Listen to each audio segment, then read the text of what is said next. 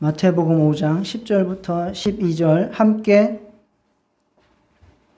합독하겠습니다. 시작. 의를 위하여 박해를 받은 자는 복이 있나니 천국이 그들의 것이니라. 나로 말미암아 너희를 욕하고 박해하고 거짓으로 너희를 거슬러 모든 악한 말을 할 때에는 너희에게 복이 있나니 기뻐하고 즐거워하라. 하늘에서 너희의 상이 큼이라. 너희 전에 있던 선지자들도 이같이 박해하였느니라.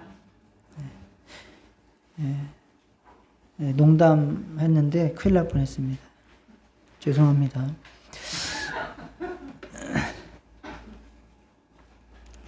지난주에는 이제 7번째 복, 화평하게 하는 자가 하나님의 아들이라 일컬음을 받을 것이다 라고 하는 복에 대해서 살펴봤습니다. 오늘은 이제 마지막이죠. 8복의 마지막 8번째, 의를 위하여 박해를 받은 자는 복이 있나니 그들이 어떻게 됩니까?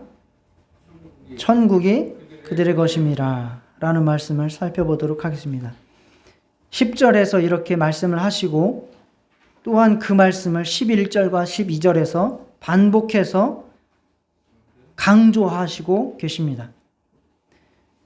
나로 말미암아 너희를 욕하고 박해하고 거짓으로 너희를 거슬러 모든 악한 말을 할 때에는 너희에게 복이 있나니 기뻐하고 즐거워하라.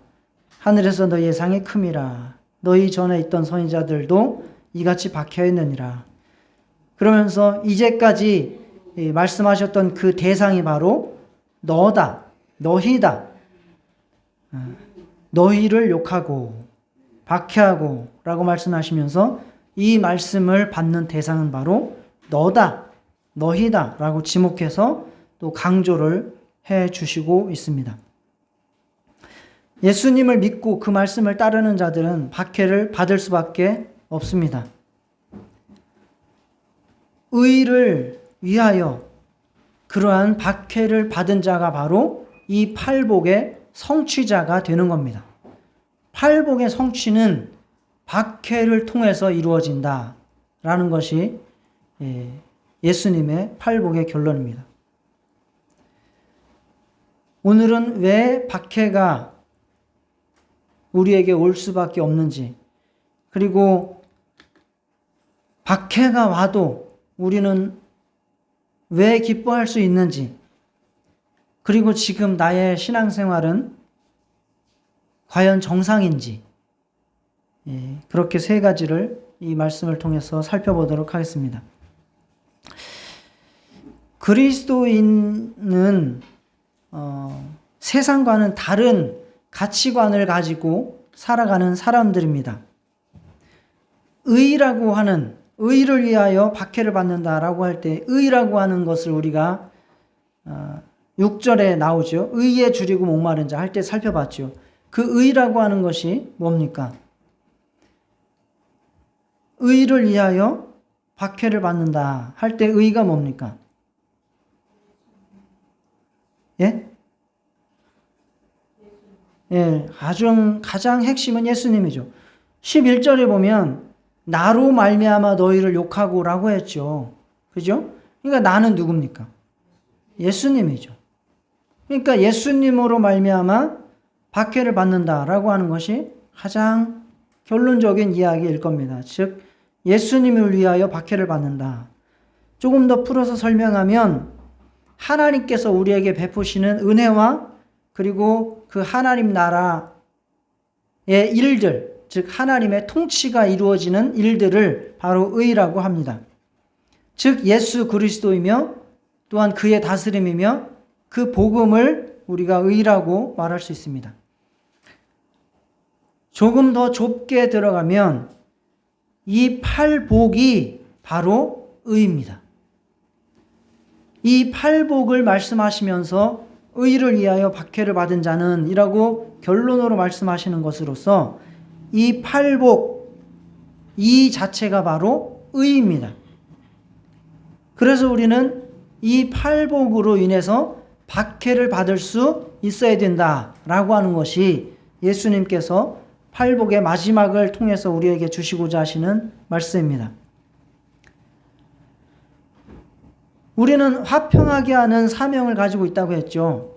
화평하게 하는 것은 내가 희생을 하고 용서하고 사랑을 하고 그리고 사람들 간에 아름다운 중재와 화해를 이루게 만들고 그리고 세상을 향해서 복음을 중재하는, 즉 전도하고 복음을 전파하는 일들을 우리가 행합니다.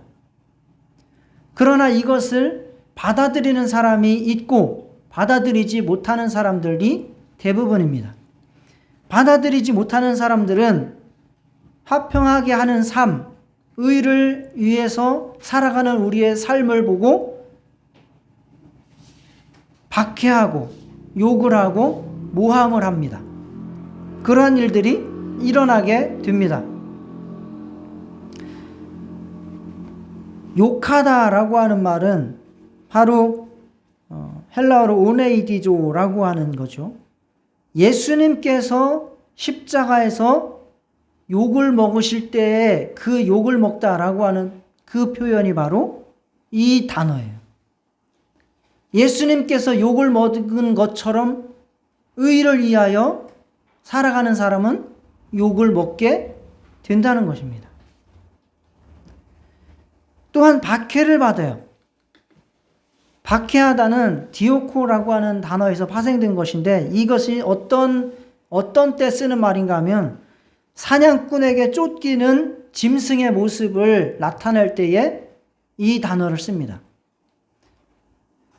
지금 우크라이나에서 그 탱크 앞에서 처절하게 고통받는 그 사람들 보신 적 있죠? 그 모습이 바로 박해를 받는 모습이에요. 그렇게 성경에서 묘사하는 단어가 바로 디오코예요. 그러한 모양으로 우리가 박해를 받게 됩니다. 그리고 이러한 것들은 어쩌면 견딜 수 있을지 몰라요. 그런데 더 나아가서 모함을 받아요. 내가 행한지도 않은 일을 행했다라고 하고 거짓말로 나를 해코지를 합니다. 이게 억울해서 못 참는 거죠. 이러한 모함이 우리에게 있게 된다는 것입니다. 즉 예수님을 받아들이지 못하고 세상 가치관 그대로 살아가는 사람, 팔복을 받아들이지 못하고 자기들의 생각과 뜻대로 그대로 살아가는 사람들은 바로 의를 위하여 사는 사람들에게 이렇게 행하게 된다라는 것입니다. 이것은 너무나 당연하다라고 말씀합니다. 누가복음 6장 26절에 모든 사람이 너희를 칭찬하면 화가 있도다 라고 했습니다. 우리는 모든 사람에게 칭찬받고 싶죠. 그렇지만 진리를 추구하는 사람은, 의를 위해서 사는 사람은 모든 사람에게 칭찬받을 수 없습니다. 왜? 세상은 의를 추구하지 않는 사람들이 훨씬 많기 때문입니다. 예수님께서 무슨 죄가 있어서 혹은 그가 뭐가 잘못한 게 있어서 그가 박해를 받고 십자가에 못 박혀 죽으셨습니까? 예수님은 사랑이 너무너무 많으신 분이고 관대하신 분이고 은혜가 넘치는 분이고 친절하며 평화가 넘치시는 분입니다. 그가 어떤 사람에게 해코지한 적이 없고 악하게 대한 적이 없습니다. 그러나 사람들은 예수님을 욕하고 박해하고 모함해서 십자가에 매달아서 못 박고 가시면류관을 씌우고 창을 찌르고 해서 죽게 만들었습니다. 왜 예수님을 이렇게 죽게 만들었습니까? 누가? 왜? 주동자가 누굽니까? 네? 바리새인들이죠. 바리새인들, 율법사들, 종교 지도자들, 서기관,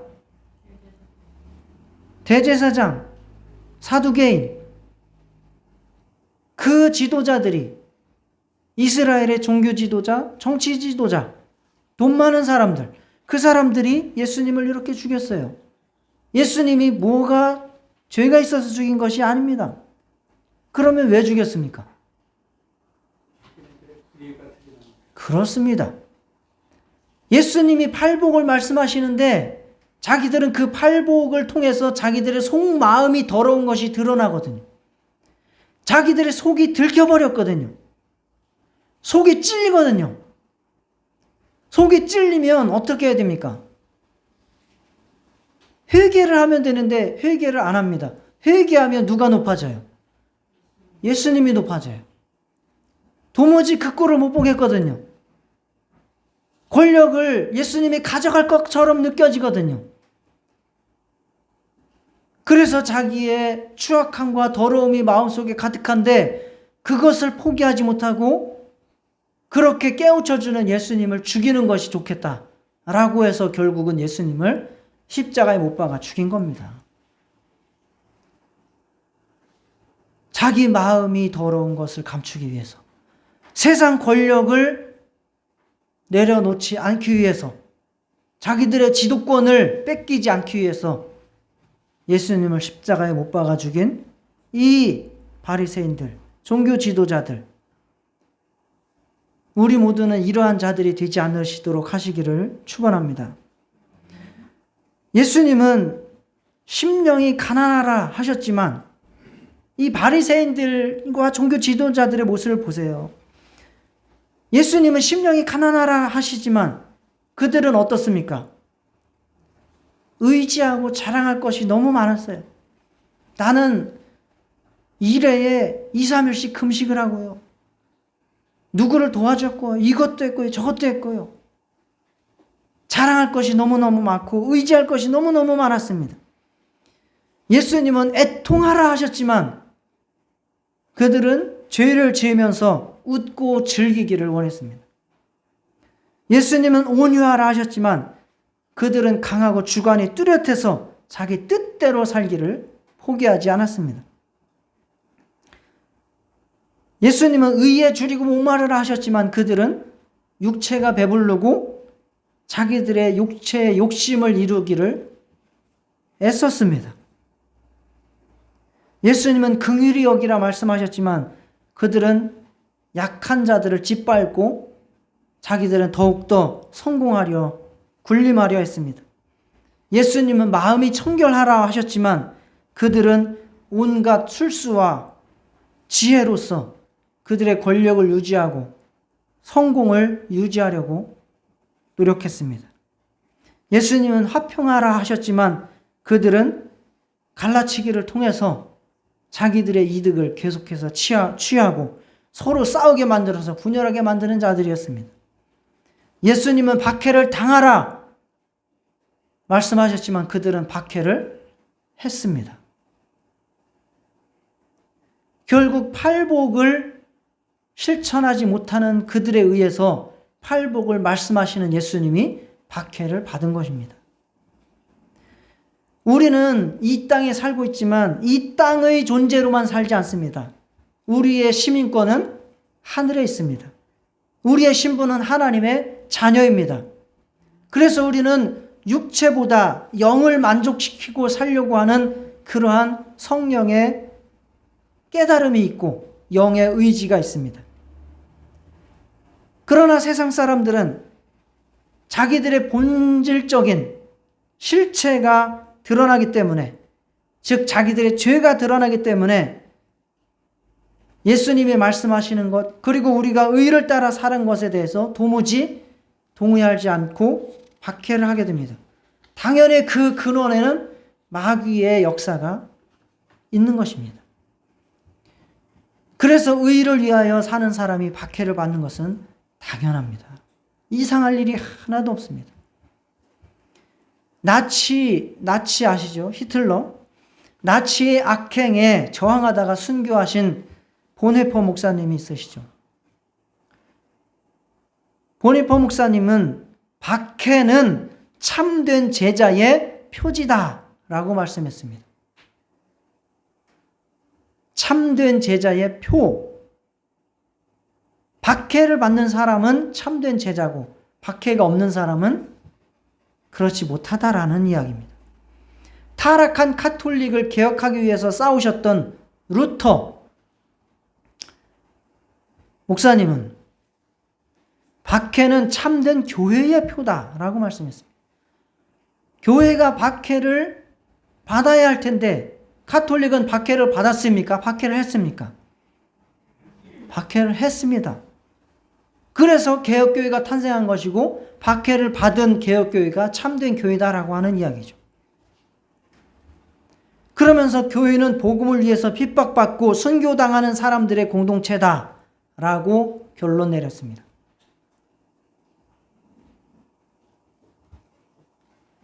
일부러 박해를 당하려고 하지는 않습니다. 그렇지만 정상적인 그리스도인, 정상적인 교회는 박해를 당할 수밖에 없습니다. 디모데후서 3장 12절을 함께 읽으시겠습니다. 시작. 무릇 그리스도 예수 안에서 경건하게 살고자 하는 자는 박해를 받으리라. 그리스도 안에서 경건하게 살고자 하는 자는 박해를 받게 되어 있다는 거예요. 무슨 이유가 있어서 받는 게 아니에요.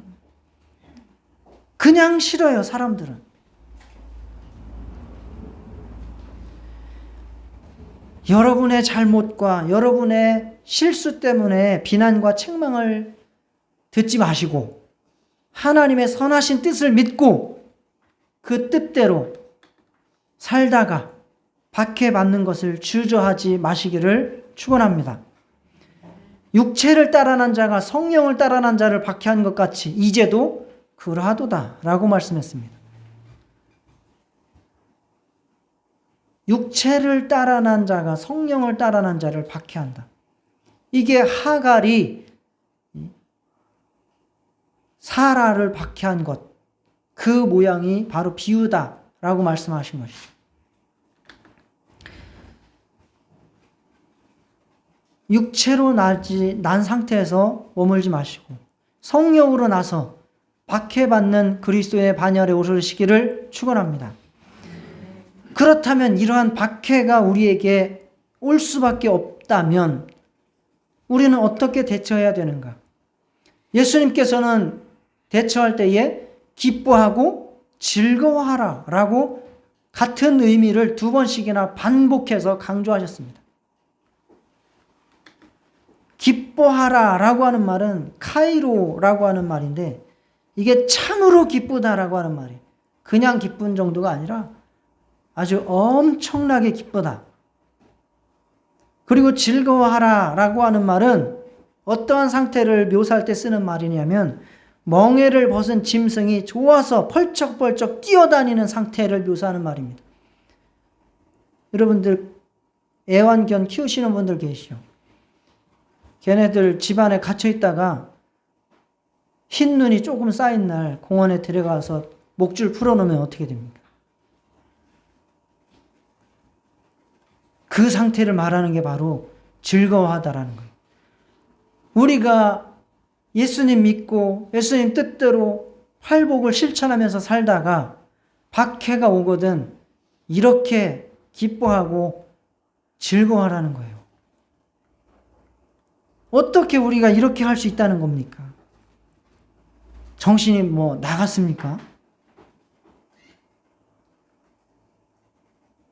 그러나 예수님은 그러한 이유가 충분하다고 말씀하고 있습니다. 왜? 성도에게 오는 박해는 천국에 속했다라고 하는 증거임을 믿으시기 바랍니다. 그래서 기뻐하는 겁니다. 예수님의 말씀이 의를 위하여 박해를 받은 자는 천국이 그들의 것이다 라고 말씀했습니다. 세상에서는 어떤 거래를 하거나 계약을 할 때에 많은 증거를 요구합니다. 그렇죠? 왜? 상대방의 말을 믿기 위해서죠. 그래서 계약을 할 때에도 계약금을 적게 받는 게 좋아요? 많이 받는 게 좋아요? 전세 주면 전세 계약할 때 계약금 보통 몇 프로 줘요? 네, 10% 주죠. 그런데 그 계약이 성사 안 되면 10% 어떻게 돼요? 그래서 계약금 받는 거잖아요. 그래서 계약금을 많이 받는 게 좋아요. 왜? 계약이 더 성사될 확률이 큰 거니까. 거래를 할 때에도 돈을 꿔줄 때에도 그냥 꿔주지 않잖아요. 뭐 받고 꿔줘요? 네, 증서를 받거나 또 담보. 사채 놀이 좀 해보시지 않았어요? 담보를 받고 꿔주잖아요. 아니면 뭘 받아요? 옆에 누구 세워요? 보증인 세워갖고 하지 않습니까? 담보를 받거나 보증인을 세워서 내가 이 돈을 꿔줘서 손해를 보지 않으려고 그러한 증거들을 요구하는 것 아닙니까? 그런데 내가 박해를 받고 있다는 것은 바로 뭐다? 내가 천국에 속했다라고 하는 뭐다? 증거다. 증거다. 그러니 박해가 오거든, 아, 내가 천국에 속한 사람이구나. 나는 이제 죽어도 천국에 갈 수 있구나. 라고 확신하시고 기뻐하시기를 축원합니다. 또한 박해는 그렇게 천국에 갈 수 있는 정도의 보증이 아니라 천국에서 상급을 받을 수 있는 증거가 되는 것을 믿으시기 바랍니다. 그래서 기뻐할 수 있다는 것입니다. 나, 즉 예수로 말미암아 너희를 욕하고 박해하고 거짓으로 거슬러 악한 말을 할 때에는 기뻐하고 즐거워하라. 하늘에서 너희의 상이 큼이라. 하늘에서 너희의 상이 어떻다? 큼이라. 큼이라. 누구도 이와 같이 핍박을 받았다. 예수님도 받았고, 또 구약의 선지자들이 이와 같이 핍박을 받았다. 그리고 신약시대의 사도들이 또 이와 같이 핍박을 받았습니다. 그러니 우리가 핍박을 받는 것은 정말 그렇게 위대한 하나님의 사람들, 그들과 같은 믿음을 가지고 같은 길을 걷고 있는 자들이니 얼마나 큰 영광입니까? 이것을 기뻐하지 않고 무엇을 기뻐하겠습니까? 그러므로 박해가 오거들랑 기뻐하고 즐거워하시기를 축원합니다. 베드로가 이렇게 이야기를 하죠. 사도들이라고 했죠. 사도들은 그 이름을 위하여 능력받는 일에 합당한 자로 여기심을 기뻐하면서 공회 앞을 떠나니라. 예수님을 전하다가 능력받는 일을 합당한 자로 여기심을 기뻐하면서 떠나. 기뻐하면서. 전도하다가 욕먹으면 기뻐요. 전도하다가 핍박받으면 기뻐요. 선한 일을 행하다가 핍박받으면 기쁩니다. 그러한 기쁨이 여러분에게도 있으시기를 축원합니다. 박해가 오는 것은 또한 하나님의 사랑과 관심이 나에게 있다는 증거이기 때문에 우리는 기뻐합니다. 스데반 안수 집사님이 최초의 순교자이시지요. 그분이 복음을 전하다가 돌에 맞아서 죽으실 때에, 순교하실 때에 하늘을 우러러보니 하나님 우편에 누가 앉아 계셨어요? 예수님이 앉아 계신 정도가 아니라 서 계셨다라고 했어요. 서 계셨다. 하나님 우편에 서신 것을 보노라. 우리가 핍박을 받을 때에 하나님께서, 예수님께서 우리를 그냥 모른 척 하시는 것이 아니라 초집중해서 지켜보시고 있다는 사실을 믿으시기 바랍니다. 그냥 그것을 막으시지 않고 허용하시는 거예요. 왜 허용하십니까? 네가 이 핍박을 통해서 더 연단되고 강하게 되고 그렇게 해서 하나님의 뜻을 이루어가라고 허용을 하시는 겁니다. 그러니 핍박을 받는 것이 내가 죄 때문도 아니요, 억울하게 받는 것도 아니요, 정말 하나님께서 나에게 관심과 사랑이 가득한 속에서 이러한 일들이 일어나고 있다는 사실을 믿고 기뻐하시기를 바랍니다. 베드로전서 5장 10절에 고난을 당한 너희를 친히 온전하게 하시며 굳건하게 하시며 강하게 하시며 털을 견고하게 하시리라. 고난 중에 핍박 중에 더욱더 여러분의 신앙이 성장하시는 축복이 있으시기를 축원합니다. 그래서 우리가 신앙생활 하다가 주의 일을 하다가 핍박을 받고 누가 태클을 걸고 어려움을 주거들랑 내가 뭐하러 이딴 일을 하고 뭐하러 교회를 다니고 뭐하러 수고스럽게 일을 하다가 이러한 꼴을 당하나 회의를 품지 마시고 하나님의 선하신 그 뜻 가운데서 여러분의 영혼이 한 단계 더 성장하는 계기로 삼으시기를 축원합니다. 기뻐하고 즐거워하는 박해받는 성도 되시기를 바랍니다. 그렇다면 정말 지금 나의 신앙생활은 정상적인 신앙생활인가? 즉 의를 위하여 박해를 받고 있는 신앙생활을 하고 있는가? 라를 살펴보도록 하겠습니다. 팔복을 믿고 지키며 사는 사람들, 그들에게는 너무나도 자연스럽게 당연하게 핍박이 오게 되어 있다라고 말했는데 정말 여러분에게는 박해, 핍박, 모욕, 또 억울하게 여러분들을 해코지하는 그러한 일들이 벌어지고 있습니까? 여러분이 신앙생활 하다가 얼마나 핍박을 받고 있습니까?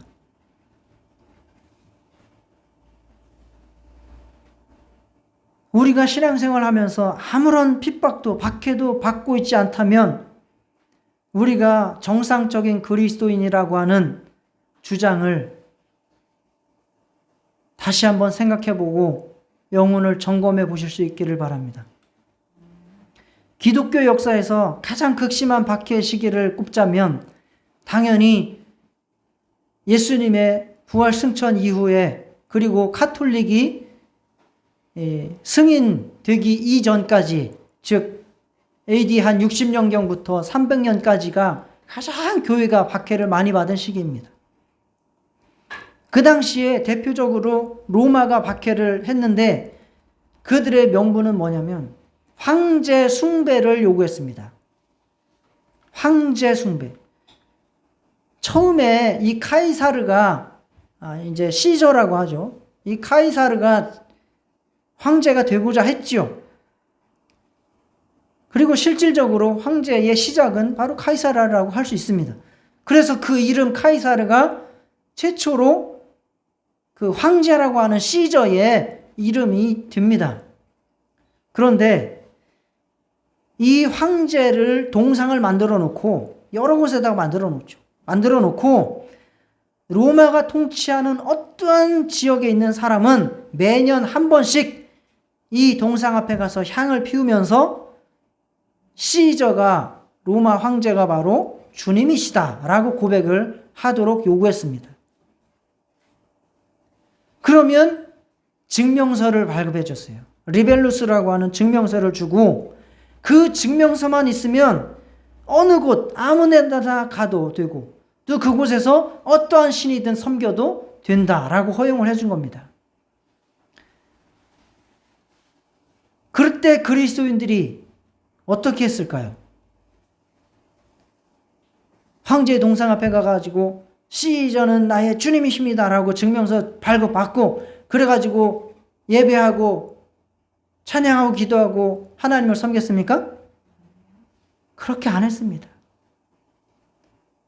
오직 주님은 예수 그리스도 한 분밖에 없다 라고 하는 믿음으로 그 시저가 나의 주님이다 라고 하는 그 의식에 순종을 하지 않았습니다. 그 이유 때문에 초대교인은 온갖 박해와 수모, 카타콤에서의 예배, 살가죽이 벗겨지고 사자굴에 던져지고 화형을 당하고 온갖 우리가 알고 있는 그 핍박과 박해, 모함, 순교를 당했습니다.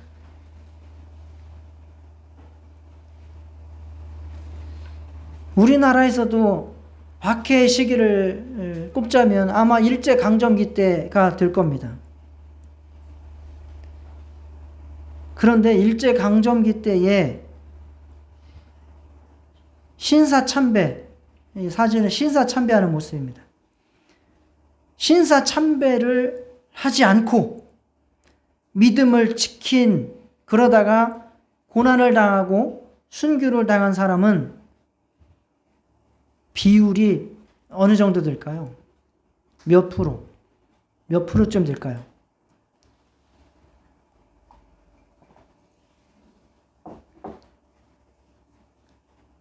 교회 다니는 사람 중에서 신사참배를 하지 않고 감옥에 끌려가고 고문을 겪고 죽은 사람들은 몇 프로쯤 될까요?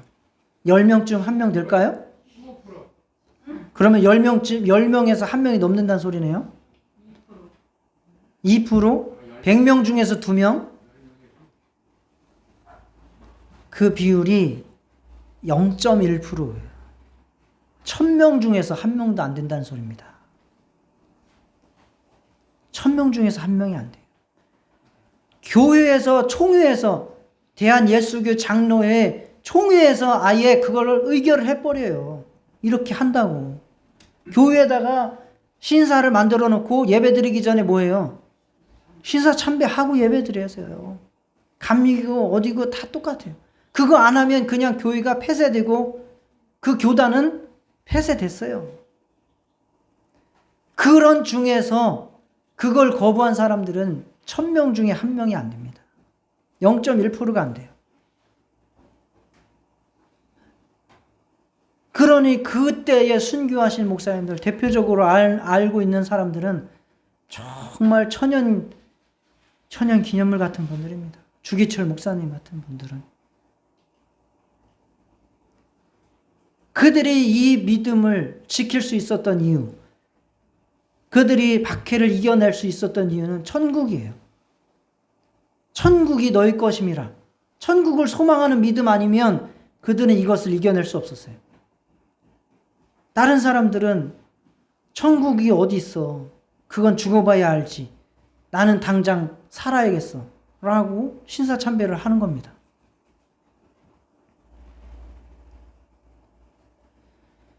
요즘 우리는 예수를 믿는다고 해서 욕을 먹거나 박해를 당하거나 모함을 당하거나 하는 일이 많지 않아요. 그리고 그거를 당연하게 생각합니다. 그러면서 우리는 이야기합니다. 지금이 어떤 시대인데 종교의 자유가 보장되어 있기 때문이지. 세상이 관대해졌기 때문에 우리는 핍박을 받을 일이 없어 라고 이야기를 합니다. 그러나 종교의 자유가 보장되었다고 해서 또는 세상이 관대해졌다고 해서 핍박이 없는 것이 아닙니다. 마귀는 우리를 그렇게 그냥 내버려 두지 않습니다. 우리가 어느 시대에 어떻게 살아가든지 간에 정말 예수님을 따르는 진정한 신자라면 박해가 와야 합니다. 왜? 정말 예수님을 믿는 사람을 마귀는 가만두지 않기 때문입니다.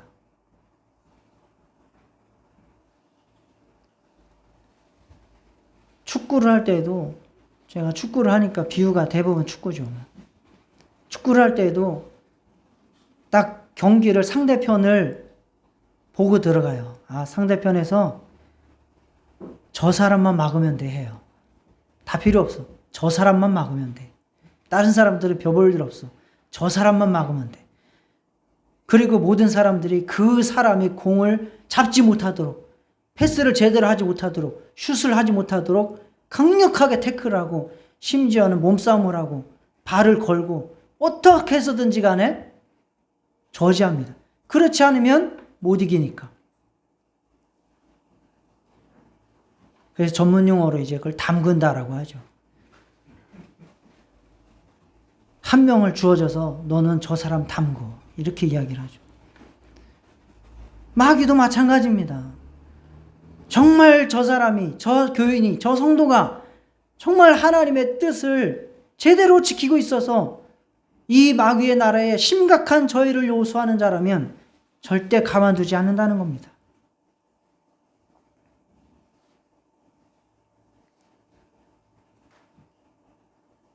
세상은 우리가 살아가는 방식을 싫어하고 미워합니다.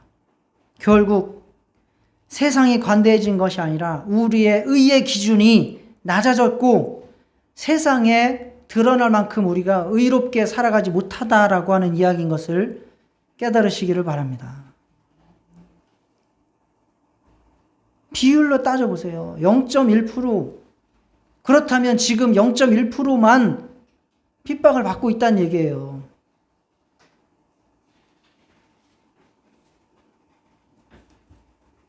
우리는 팔복을 이야기했지만 팔복을 따르기보다 인기를 원하고 있어요. 유명해지기를 원하고 있어요. 행복하기를 원하고 있어요. 부자 되기를 원하고 있어요. 편안해지기를 원하고 있어요. 박해를 하면 했지 내가 박해를 받기를 원하지 않아요. 지금 우리가 팔복을 따르고 있습니까? 아니면 팔복을 제대로 따르지 못하고 있습니까? 그러니까 핍박이 없는 거죠. 세상이 관대해진 것이 아니라 종교의 자유가 넘쳐서 핍박이 없는 것이 아니라 내가 팔복을 제대로 순종하고 있지 못하기 때문이라는 겁니다.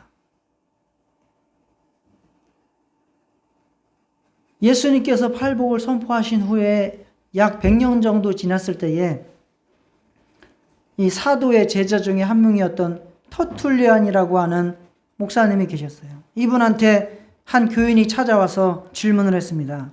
목사님, 저는 이미 그리스도 앞에 나왔습니다. 그런데 내가 처한 이 상황을 어떻게 해야 될지 모르겠습니다. 제가 생각하기에 제가 하고 있는 이 직업은 옳지 않습니다. 그렇지만 저도 살아야 하지 않겠습니까? 라고 터툴리안 목사님한테 와서 이야기를 했어요. 그랬더니 터툴리안 목사님이 이렇게 이야기를 했습니다.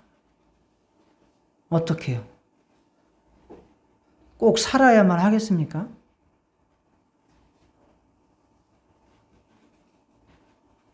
이 목사님의 이야기는 뭡니까? 하나님의 뜻대로 살지 않으면서 살지 말고 차라리 하나님의 뜻대로 살다가 죽는 게 낫지 않겠느냐는 거예요.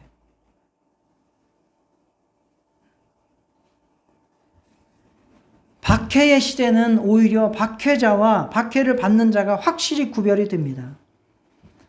그러나 박해가 거의 없는 요즘 같은 시대에는 박해자와 박해를 받는 사람이 구별이 안 되죠. 그러나 예수님은 계속해서 우리에게 구별되라고 거룩하라고 말씀을 하고 있습니다. 정말 순교자들이 목숨 걸고 그들의 믿음을 지키고 그들의 신앙을 지키고 의를 위해서 살았듯이 우리도 그러한 믿음 순교하듯이 팔복을 지키는 삶을 실천해 가야 된다라는 겁니다. 적당히가 안 되고 급진적이어야 된다라는 거예요. 결론은 레디컬이라고 하는 책에 있죠. 조금 더 획기적이고 조금 더 급진적이어야 된다라는 거예요. 우리의 신앙생활이. 교회가 타락해서 카톨릭이 됐을 때에 카톨릭에서 개혁해서 개혁교회가 나왔죠. 지금 이 시대에도 교회가 타락하고 교회가 팔복을 지키지 않으면 거기에서 또 개혁을 해서 급진적인 하나님 뜻대로 사는 자가 나와야 그 사람이 정상적인 그리스도인이 된다는 겁니다. 세상 사람들이 여러분을 보고 미쳤다, 뭐로 그렇게 교회 다니냐, 그거는 정상적인 그리스도인이라고 하는 이야기가 아니에요. 왜? 그거는 그냥 너무너무 기초적인 거고 당연한 거예요. 그러면 어떻게 해야 된다는 겁니까? 교회 안에서 미쳤다 소리를 들어야 정상적이라는 거예요. 교회 안에서 너 이 사람아 정신 좀 챙기고 살아. 너 앞으로 뭐 먹고 살려고 해. 네? 너 왜 그렇게 밤낮없이 하나님만 쫓아다니고 그래? 오히려 정말 교회에서 핍박을 받는 자가 나온다면 그 사람이야말로 예수님이 말씀하시는 의를 위하여 박해를 받는 자가 되는 겁니다. 0.1%. 과연 내 신앙생활이 0.1%에 들어갈 수 있을까요? 그만큼 미친 사람 소리 듣고 있을까요? 팔복을 실천할 때에 그 정도로 내가 실천하고 있습니까?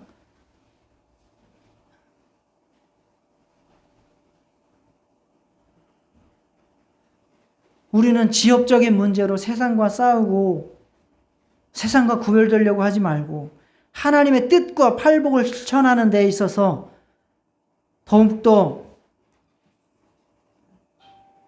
실천적이고 급진적인 변화가 우리에게 있으시기를 축원합니다. 이것은 천국 소망이 없으면 불가능한 일입니다. 천국에 목숨 걸고 있지 않는 사람은 이렇게 살 수 없습니다.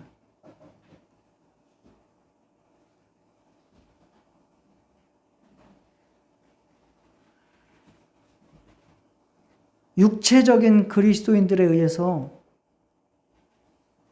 타락한 교회를 개혁해서 개혁교회가 나왔듯이 육체적인 교회 안에서 정말 성령으로 팔복의 삶을 살아가는 그리스도인이 되어서 교회 안에서 박해받는 성도가 있으시기를 축원합니다. 정말 그러한 믿음이 내 안에서 솟아나고 그것이 천국의 소망으로 그렇게 실천할 수 있다면 그것이 바로 이 팔복의 완성자가 될 것입니다. 시간 다 같이 기도하시겠습니다.